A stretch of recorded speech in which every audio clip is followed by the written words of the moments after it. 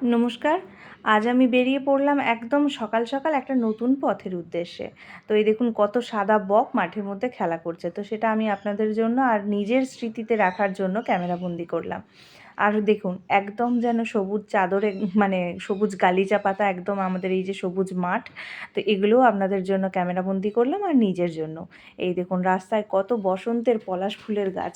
তো এই পলাশ ফুলের গাছগুলো আমরা এইগুলো পেরিয়ে পেরিয়ে চললাম আজ মাদপুরের মনসা মন্দির। এই মাদপুরের মনসা মন্দির আপনারা কে কে গেছেন অবশ্যই কমেন্ট করে জানাবেন। পথে একজনদের বাগান বাড়ি পেলাম, তো ওটাও কিছুটা ক্যামেরাবন্দি করলাম। দেখুন এখানে একটা পুরো বাগান, আম, কত রকম ফুল ফলের গাছ, তার সাথে পুকুর। তো আবার দেখুন একটা পলাশ ফুলের গাছ।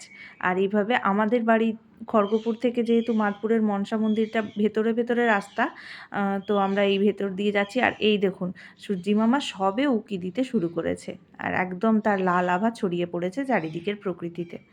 তো এইভাবে আমরা বেশ কিছু পলাশ মাঠ এইসব পেরিয়ে চললাম। আর পথে রজনীগন্ধা, গাঁদা ফুল এইসবের চাষও ছিল। এই গাছগুলো আপনারা এই মাঠগুলো আপনাদেরকে রিলের মাধ্যমে দেখিয়েছি। তো আমরা পৌঁছে গেছি মনসা মন্দির। এখানে দেখুন এত বড় একটা সান বাঁধানো পুকুর। এখানে আমরা পা হাত ধুয়ে পুজোর সামগ্রী কিনে নিয়ে আমরা চললাম পুজো দিতে। তো আমার মেয়ে তো ক্যামেরার সামনে আসবে না, ও দূর থেকে দাঁড়িয়ে দেখছে। আর আমি পুজো করছি।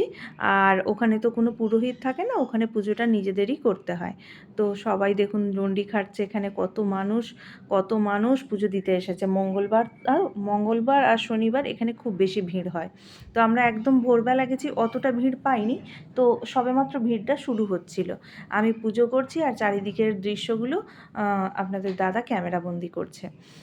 আমার ভিডিওটা কেমন লাগলো অবশ্যই কমেন্ট করে জানাবেন। আর ভিডিওটি ভালো লাগলে অবশ্যই কিন্তু লাইক করবেন, কমেন্ট করবেন, আর পারলে শেয়ার করে দেবেন। যদি শেয়ার করেন অনেক উপকৃত হব। আজকের মতো এই পর্যন্তই।